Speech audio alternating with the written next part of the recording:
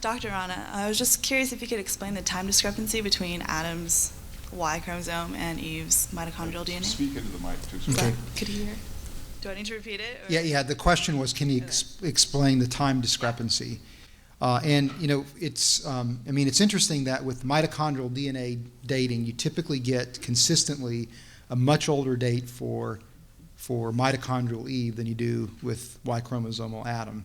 But what's interesting is they both seem to pinpoint to the same location.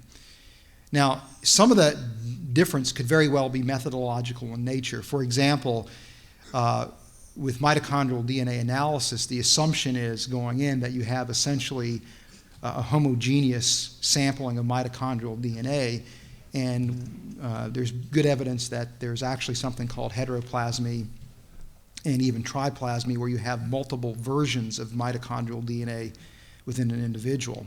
And the number of different versions of mitochondrial DNA actually vary from tissue to tissue.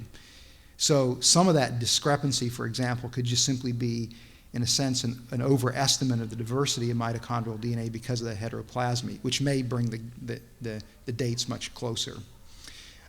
Another possibility, which is intriguing, is that maybe Adam and Eve didn't know each other, that there was a mitochondrial Eve and a Y chromosomal Adam that actually were separated in time, which would not fit very well within our model.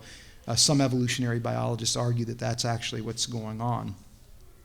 Another possibility that I've seen was based on work by Michael Hammer's group at the University of Arizona, where they actually argued that some of that discrepancy may not be due to time differences, but actually differences in the population size, and estimated that maybe there were 3 times the number of women versus the number of men, and that they actually would have existed at the same time, but the effective population sizes would have been different, about a 3-to-1 difference.